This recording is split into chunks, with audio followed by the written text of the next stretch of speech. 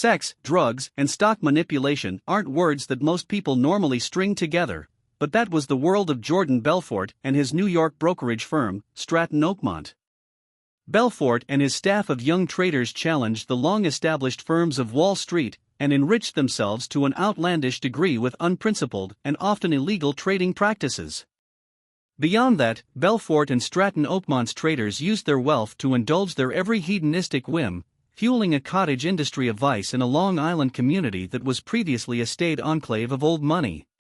The Wolf of Wall Street, published in 2007 and adapted into a 2013 film by Martin Scorsese, is Belfort's confessional memoir of his illegal actions, both in high finance and his personal life, which led to a self-destructive spiral into drug addiction and life-threatening behavior. Belfort's actions eventually resulted in his arrest, but not before endangering himself, his friends, and his family. Barred from securities trading for life, Belfort now works as a motivational speaker. His book The Way of the Wolf explains Belfort's straight-line method of selling, which uses psychological techniques to move a customer from doubt to certainty about whether they want to make a purchase. Despite his fraud conviction and his time spent in prison, Belfort is still a multi-millionaire with an interest in cryptocurrency.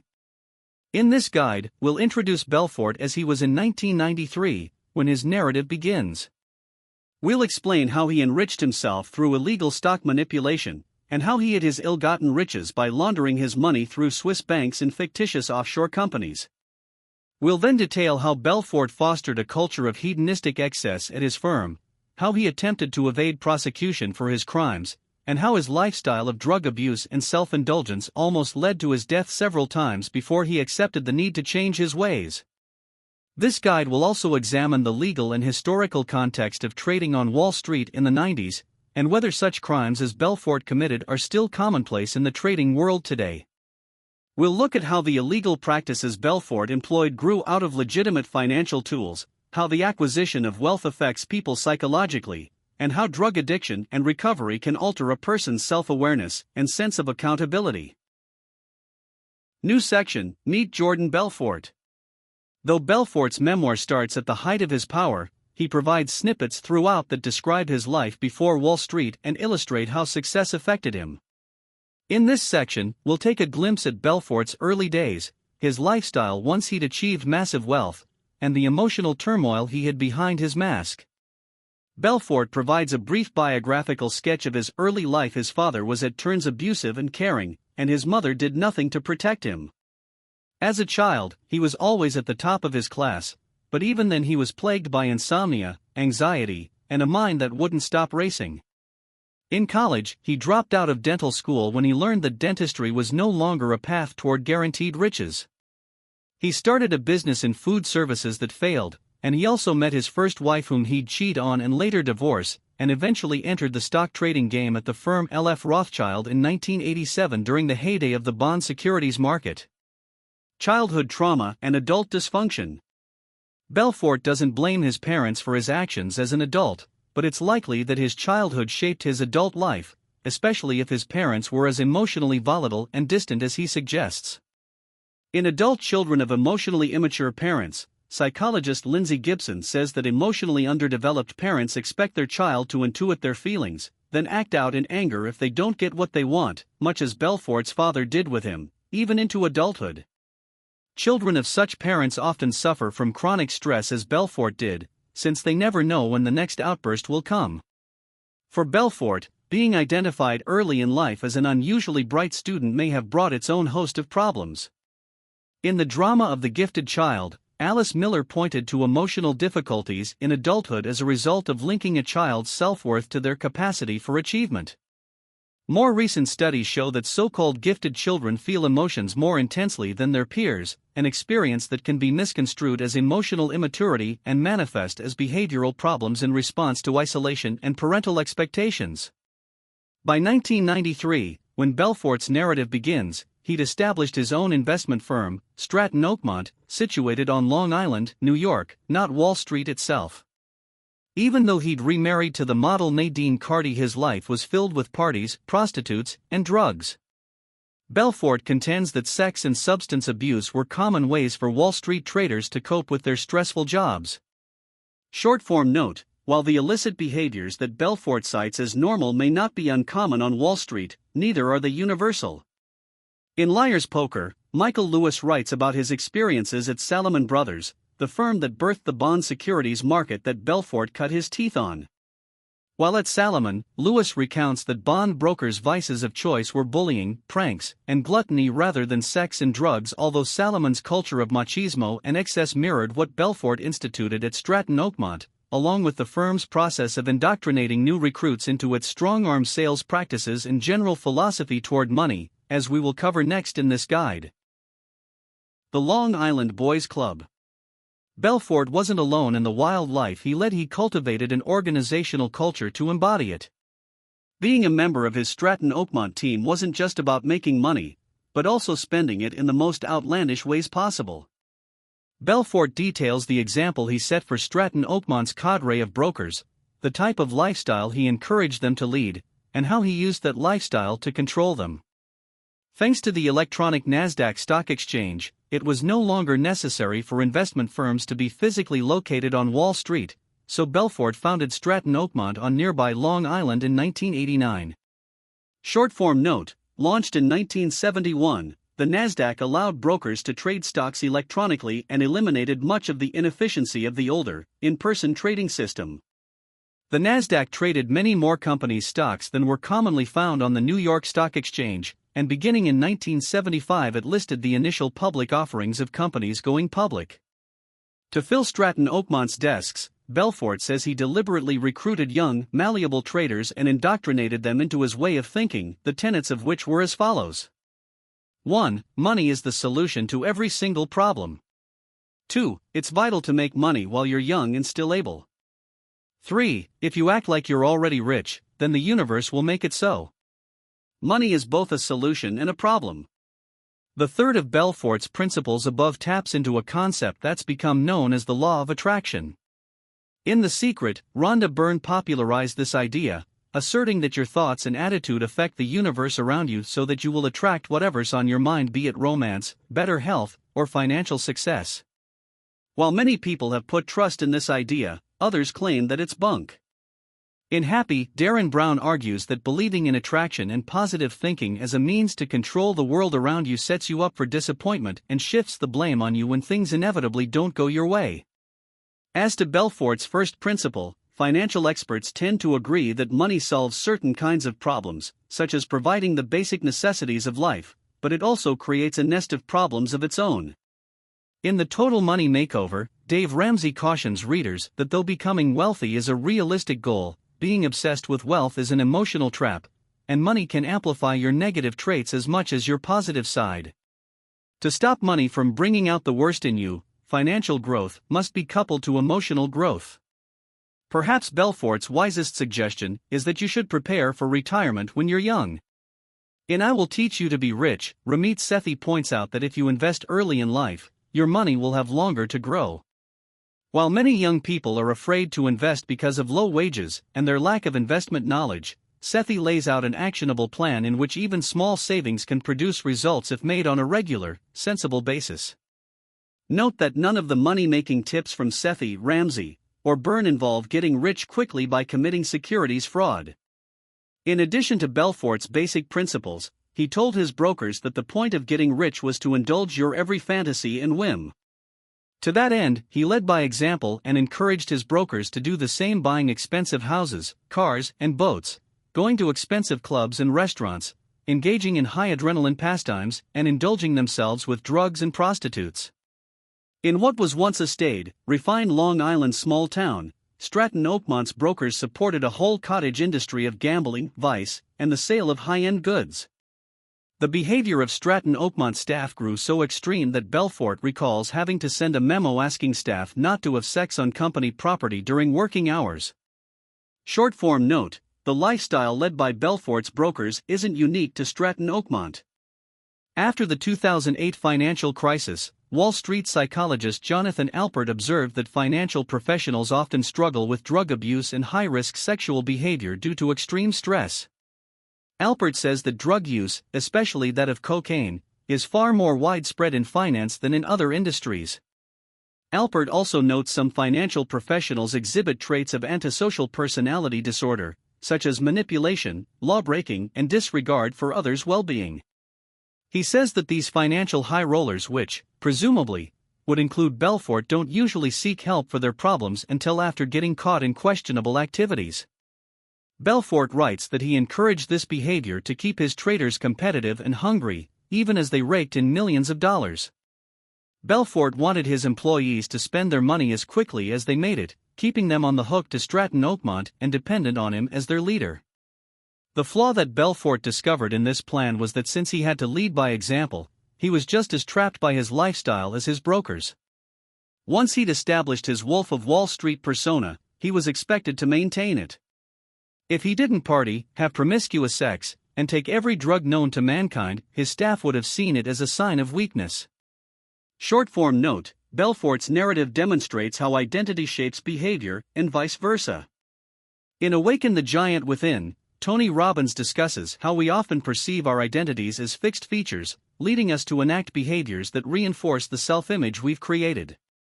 While Belfort perceived his Wolf of Wall Street image as a trap, Robbins points out that behaviors are transient and changeable, so if self-destructive patterns are tied to your sense of identity, you can change your life's course by reframing how you perceive yourself and your actions.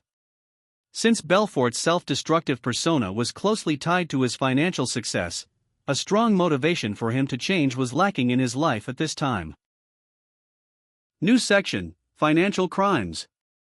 Though Belfort did many things that were against the law, it was his financial crimes that both enriched him and eventually sent him to prison. So many of Belfort's business dealings were against federal and state regulations that a significant amount of his time was spent inventing schemes to hide his transactions from regulatory institutions.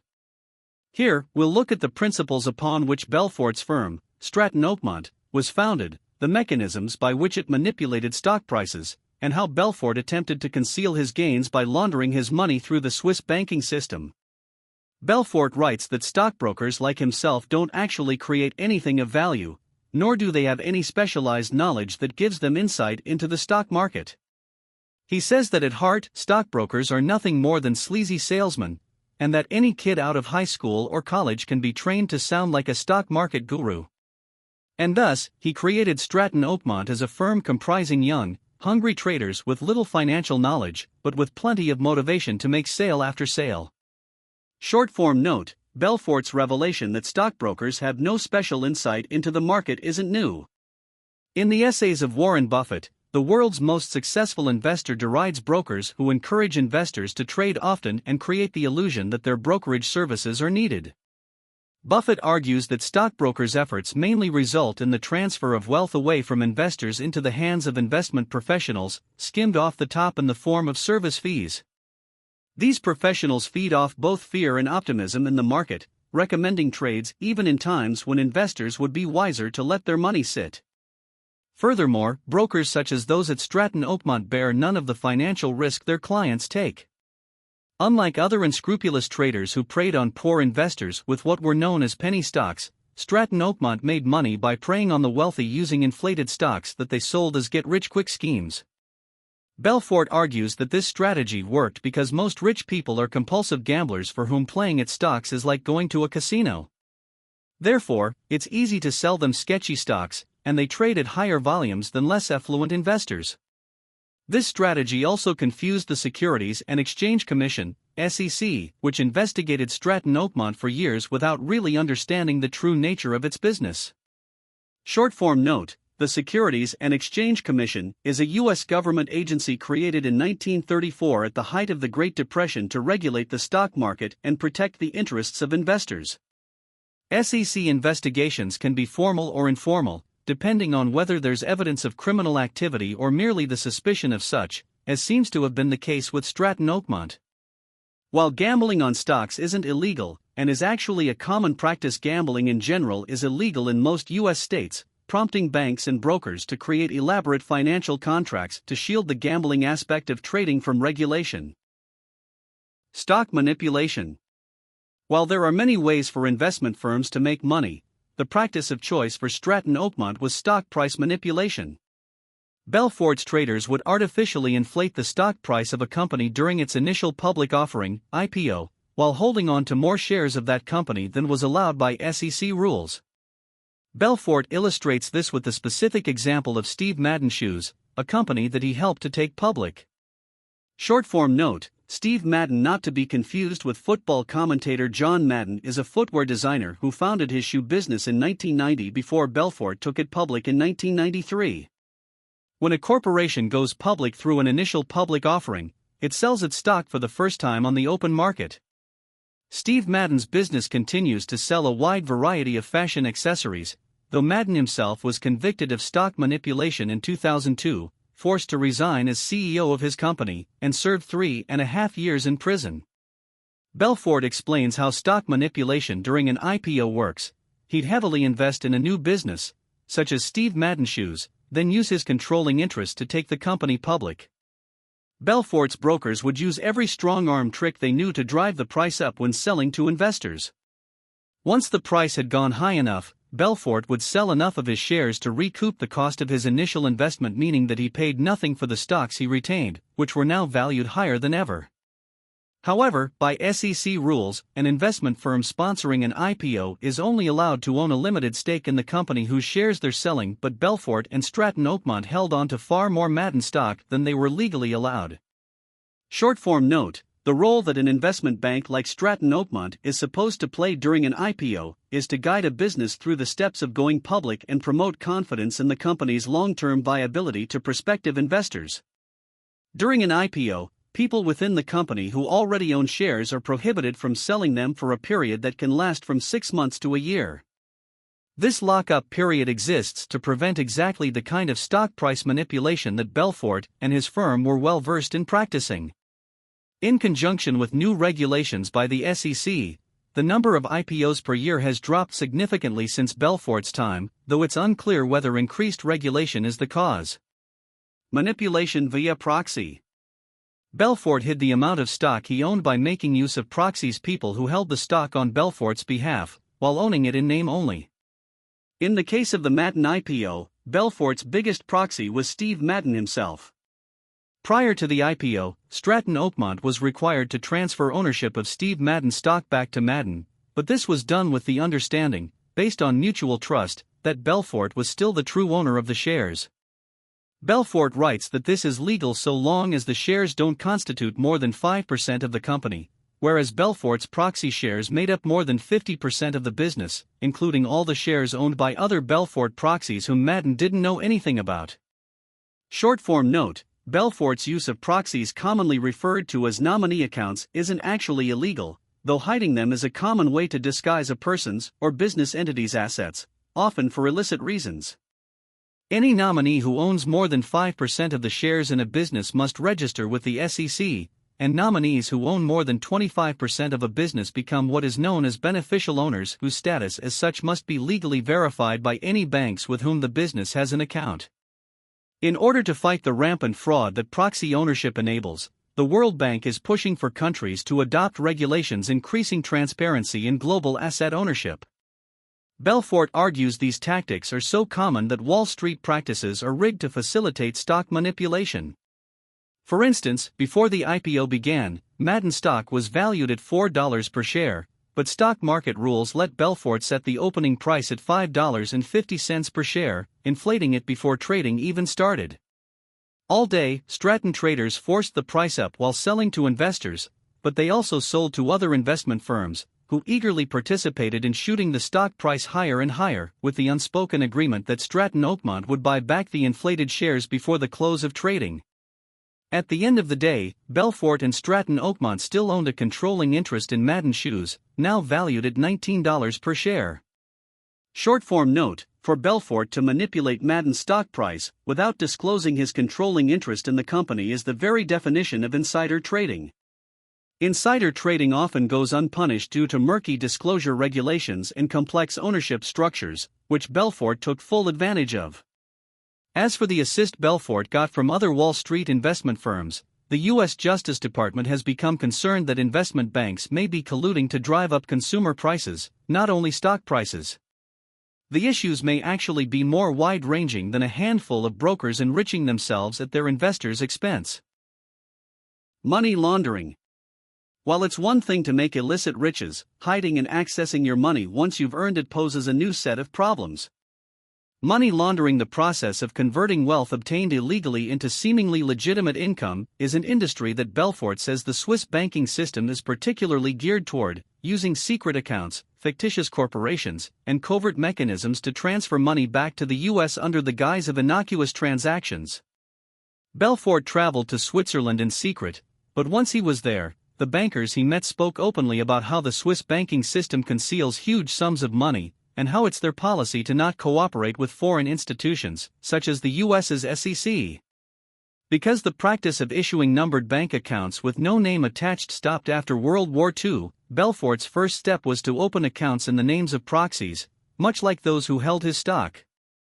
These people would have the unenviable task of smuggling large amounts of cash across the border, so Belfort had to use people he could trust who were also unlikely to arouse suspicion, including his elderly British aunt and one of his drug dealer's Swiss extended family. Short-form note: even before Belfort's money laundering scheme, the Swiss banking system's penchant for hiding money had become public knowledge thanks to the scandals involving Philippine President Ferdinand Marcos, who embezzled vast sums of his nation's wealth and hid it in various Swiss bank accounts. In spite of promises by the Swiss government to curb its banking system's illicit practices, a report published in 2022 revealed that Swiss banks still hold billions of dollars in accounts owned by criminals and corrupt political regimes. While the Swiss attempt to crack down further on the lack of transparency in their banking system, the mechanism by which money is laundered remains essentially the same as in Belfort's day. To access and control his overseas funds, Belfort writes that his bankers introduced him to a specialist in creating fictitious corporations. This person would generate bearer companies that wouldn't have Belfort's name on them at all. Ownership would be established through physical stock certificates that Belfort would possess. This person would act as Belfort's corporate proxy, falsifying documents to make his companies look real and conducting business on Belfort's behalf. For anything Belfort wanted to do, for example, transferring funds from business A to B, this specialist would concoct a paper trail to make the transfer seem justified. Short-form note: other financial criminals have shown that it isn't necessary to use fake corporations to funnel illicit wealth if you're brazen enough. Real corporations and corrupt governments can serve the same basic function. In Billion Dollar Whale, Tom Wright and Bradley Hope describe how Malaysian financier Joe Low manipulated his political contacts to gain control of Malaysia's sovereign wealth fund, which he used in conjunction with a Saudi oil company to siphon wealth into his private accounts. As with Belfort, many banks turned a blind eye to Low's dealings since they also stood to profit from his transactions, but unlike Belfort, Low's schemes revolved around real corporations and government money. Belfort lists two ways these fake corporations let him move money back to the US. One was by using a US legal loophole called Regulation S, which exempted overseas companies from certain restrictions on US investors. By going through his Swiss businesses, Belfort could invest in the US stock market in ways that he couldn't as a US citizen. The other way of moving his money back home was through a practice called transfer pricing, in which one of his overseas companies would overpay a US business he owned for services or merchandise that may not even exist except on paper. By creating fake companies all over the world, Belfort could move money anywhere under the guise of seemingly mundane business dealings. Gray areas in international finance. The two mechanisms Belfort used to shift money both have legitimate financial applications. The Regulation S rule that Belfort exploited was originally intended to facilitate international investments, though bad actors in the US financial market immediately began to make use of its loopholes. The SEC tightened its regulations in 1998 to prevent people like Belfort from masquerading as foreign entities to make illegal investments in the US stock market. The other tactic, transfer pricing, also has legitimate uses. Many multinational corporations exist as separate legal entities in each country in which they operate. To move assets from one country into another, for example, when a German brewery ships bottles of beer to its US warehouse, it has to set a fair transfer price for its German office to sell its inventory to its separate US counterpart. People like Belfort abused this system by setting unfair prices that shift wealth from one business to another, sometimes as a means for laundering money and sometimes as a way to avoid taxation by shifting profits to countries with lower tax rates. New section: The consequences of Belfort's lifestyle. Despite the fact that it was his financial misdealings that eventually landed Belfort in prison, it was his excessive lifestyle that almost destroyed him before the law caught up. Belfort's addictions to drugs, sex, and risk-taking behavior continued to dominate his life even after he left Stratton Oakmont behind. Belfort describes his half-hearted attempt to back away from the firm to avoid prosecution, how his life during his early retirement became a downward spiral of drug use, depression, and self-destruction, and how he was eventually forced to choose between rehab and death. The getaway attempt. In 1994, the SEC offered Belfort a deal that would have given him an escape from Stratton Oakmont and its whirlwind of chaos. The SEC agreed to end its criminal investigation if Belfort stepped away from his firm and left securities trading for good. Belfort would reluctantly take the SEC's deal, but he wouldn't honor it in spirit, instead setting himself up as an outside advisor who'd help to steer Stratton Oakmont from behind the scenes. After years of trying to pin Stratton Oakmont down for stock manipulation, the SEC grew tired of pursuing its case and offered to let Belfort settle out of court if he agreed to a token $3 million fine and to leave the brokerage industry forever. Belfort writes that he didn't believe the SEC had a solid case to make against him, but his lawyers persuaded him that if the investigation kept going on, it would eventually turn up something damning. Therefore, he agreed to step aside and hand the reins of the firm to Danny Porish, who'd always been his right-hand man and whose wild behavior outmatched Belfort's. Belfort would be free to enjoy his fortune, along with his wife, his young children, and their friends. Short-form note: to be clear, the SEC cannot bring criminal charges against people like Belfort whom it investigates, but it works in tandem with the U.S. Department of Justice in cases where criminal actions may be involved. However, because of the lack of prosecutions after the 2008 financial crisis, many people believe that the Justice Department and the SEC go easy on so-called white-collar crime.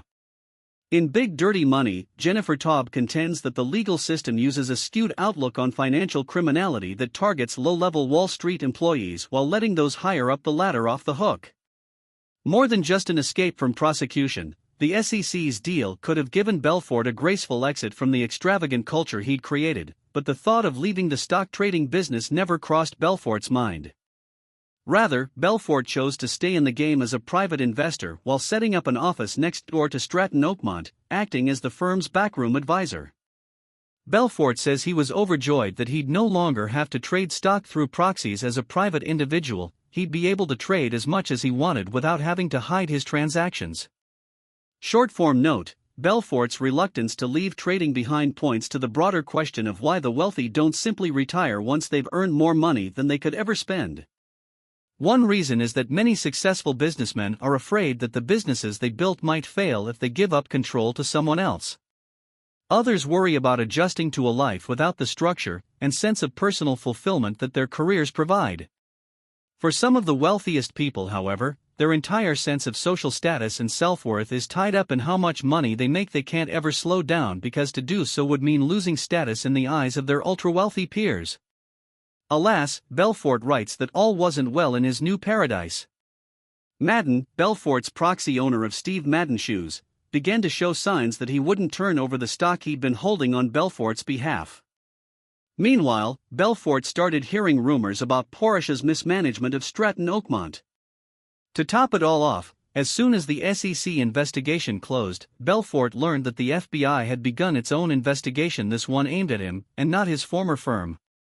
Short-form note: though Belfort and Porish would both serve time in prison as a result of the FBI's investigation, Porish takes issue with Belfort's depiction of events in this book, stating that Belfort's claims are often inaccurate and complaining that Belfort used Porish's real name while disguising the identities of other figures in the narrative. After his release from prison, Porish became an executive at a company selling medical devices, a business the FBI investigated in 2015 after allegations of Medicare fraud by a former employee. The downward spiral. Despite Belfort's previous assertion that money was able to solve any problem, his riches did nothing but fuel his drug use and enabled him to endanger himself in ways that only the super wealthy can. Belfort recounts his worsening drug addiction, the self-destructive behavior it inspired, and the damage done to his family life, and his head-on collision with depression and attempted suicide before giving in to professional help. Belfort says that while he's done many drugs, his primary addictions were to sex and to methaqualone, commonly known as Quaalude, which was prescribed to him after a back injury. He eventually became hooked on the pills and used them for their high instead of pain relief. Belfort was on a particularly strong Quaalude high when he learned that the FBI was after him for money laundering.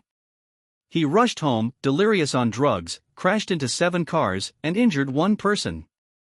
For once, the police arrested Belfort, though as always before, he suffered no consequences this time thanks to a friend who knew a judge. Short-form note: Quaaludes were developed in 1951 as a sedative, not a painkiller as Belfort suggests. The drug was heavily prescribed in the 1970s, but by the early 80s, its dangerously addictive nature and side effects caused it to be banned in the US. How Belfort could be prescribed Quaaludes for back pain years after their production was outlawed is unclear. Quaalude side effects include depression, memory loss, neurological problems, and respiratory issues. As dangerous as Quaaludes are, the withdrawal symptoms for those who suddenly stop taking them can include seizures, vomiting, weakness, and confusion. In 1996, Belfort's doctors found a way to treat his pain without the use of Quaaludes, but that didn't stop Belfort from using them.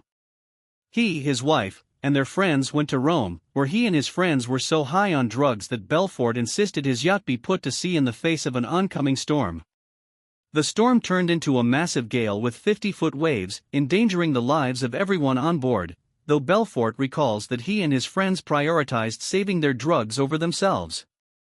The Italian Navy rescued Belfort and his crew shortly before his yacht sank in the storm, and even though Belfort would not be held accountable, he promised himself and his wife he'd quit the Quaaludes. Short-form note: the storm that Belfort sailed his yacht into was caused by a mistral, a powerful northwesterly wind that blows into the Mediterranean from France. While mistral storms are often navigable, the one that sank Belfort's ship was particularly powerful. Though mistrals have been known to reach hurricane force, ashore in France the mistral brings sunny weather and cool waters along the coast. Accountability and the rich. When wealthy people such as Belfort aren't held accountable for their actions, such as crashing cars or sinking yachts, it creates more than a simple double standard. While vices and criminal recklessness are brushed off as eccentricities for the rich, the impoverished are stigmatized and denied vital resources for the same behavior. This can become a life-or-death issue, as restrictions on aid programs based on these behaviors can shorten the lives of less wealthy people while the rich go unpunished.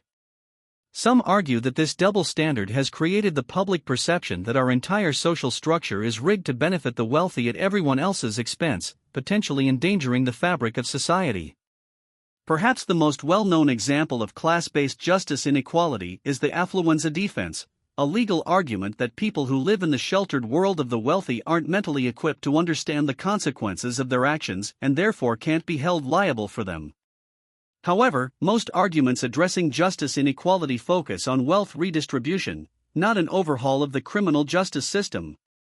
Fear and Loathing in Long Island. In a way, Belfort kept his promise.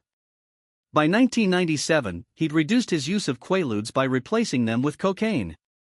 He writes that his cocaine use, however, led to insomnia, paranoia, and instances of violence at home, such as when he destroyed his furniture with a knife while looking for a missing stash of drugs. He even threatened his wife Nadine, and when she told him that she was leaving, he burned her clothes in retaliation. Afraid that she would return to take their children, he planned to take so many drugs that he wouldn't have to sleep, he'd always be on alert. Short-form note: the escalation in Belfort's drug abuse isn't uncommon for the deeply addicted. Drugs engage the brain's reward cycle, but over time, the body adjusts to the drug's ongoing effect on the nervous system, requiring larger doses to achieve the same result, or else switching drugs entirely to recreate a similar high. Because the dopamine and serotonin that form the brain's reward system are produced by our own bodies, the same cycle of stimulus, adaptation, escalation, and dependency occurs in forms of addiction not related to drugs at all, such as gambling addiction, porn addiction, or even addiction to work and exercise. Nadine did indeed come back for their children. A fight ensued in which Belfort says he kicked his wife down a flight of stairs before bundling their daughter into his car and driving it straight through their garage door. Belfort was arrested again, and after his arraignment, his lawyer suggested he lie low in Florida and let things cool down. Just as before, Belfort decided to cope with his situation by staying high on drugs every moment of the day. If he came down for even a moment, he'd have to confront the mess he'd made of his life. Short-form note: the interplay between drug abuse and domestic violence is complex. One doesn't necessarily lead to the other, though in cases such as the one Belfort describes, the two can exacerbate each other. Drug addiction leads to a loss of control, while domestic violence springs from a desire to control others. Drug use brings a loss of inhibitions and an altered mental state that can increase an addict's urge to control something while removing any moral compunctions they may have against using violence to do so. However, research shows that drug addiction doesn't cause domestic violence. Many domestic abusers aren't addicts at all, and those who are remain domestic abusers even when they're sober. Rock bottom and recovery. Belfort had hit the lowest point of his life. Since drugs had become his only refuge, he couldn't see any way out of his situation that didn't involve drugs as part of the solution. Belfort describes his head-on collision with depression and attempted suicide before giving in to professional help, as well as the peace and self-awareness that came after. In a fit of anger and depression, Belfort attempted suicide by taking morphine pills, though he argues that it wasn't a real suicide attempt because he knew a friend of his was near and would be able to save him. After having the morphine pumped out of his system, Belfort was placed on an involuntary psychiatric hold, during which Nadine arranged for an intervention. She let Belfort know that unless he went to rehab, he'd never see her again. Belfort's interventionist explained that he and Nadine were deeply codependent in that she'd been enabling his rampant drug use while he took advantage of his power in their marriage. Short-form note: in Codependent No More, Melody Beattie defines codependency as a prolonged stress reaction in which someone such as Belfort's wife Nadine becomes so obsessed with another person that they lose sight of themselves and their boundaries. To break out of codependency, you must first detach from your unhealthy dependency on the other person and focus on your own emotional needs. While Nadine arguably took this first step by leaving Belfort and refusing to see him, she was still tending to his needs by pressuring for his admission into rehab. Once in rehab, Belfort asserts that his urge to do drugs simply turned itself off, though he felt his sex addiction would remain more of a problem. He slowly opened up to his fellow rehab patients, while admitting to himself that he ought to be dead from the sheer amount of drugs he'd been taking. He returned to New York where he was able to stay sober, though his recovery sponsor pointed out to him that even though he'd stopped using drugs, he was still in danger of repeating the behaviors that he'd used the drugs to justify. Involuntary holds in rehab. Though Belfort went to rehab of his own volition, the involuntary psychiatric hold he started under was, by definition, against his will. Someone can be placed on a psychiatric hold if the police or a mental health provider determines that they pose a danger to themselves or others. The rules on being released from a psychiatric hold vary from state to state. In Florida, where Belfort was hospitalized, an involuntary hold may only last for 72 hours unless extended by a judge. However, during that time, the hospital conducts a psychiatric exam, which is used as a basis for the court to decide whether a person should remain under care. While Belfort describes his experience in rehab as generally positive, if annoying at times, that hasn't been the case for everyone. In her memoir The Woman in Me, pop star Britney Spears recounts an extremely traumatic rehab experience during which she had no privacy or autonomy. Doctors physically examined her daily, and she was medicated without her consent. Though Spears was certainly more famous than Belfort, his financial worth was higher than hers, and he still had control of his fortune whereas Spears did not, which may account for the stark difference in their treatment. Nevertheless, Belfort recalls that those first sober months were the clearest, happiest, and healthiest he'd had in over 10 years. He worked on trying to repair his marriage, spend time with his children, and explore his new reality. Many of his old friends drifted away, and his relationships with the ones who stayed changed. Stratton Oakmont had long since closed down, and Belfort's other financial streams folded. He didn't care. He was sober, rich, and happy until September 1998, when the FBI arrested him for money laundering and fraud, shortly after which Nadine filed for divorce.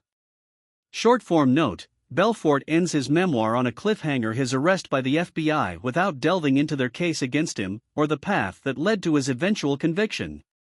Those details are in his follow-up memoir, Catching the Wolf of Wall Street, published in 2011. In prison, Belfort served time with famed comedian Tommy Chong, who'd been convicted of selling drug paraphernalia. According to Belfort, it was Chong who inspired him to write his memoir, which was bought by Random House before it was finished, with a deal for Martin Scorsese's film adaptation also in the works. Upon his release in 2006, Belfort once again landed on his feet.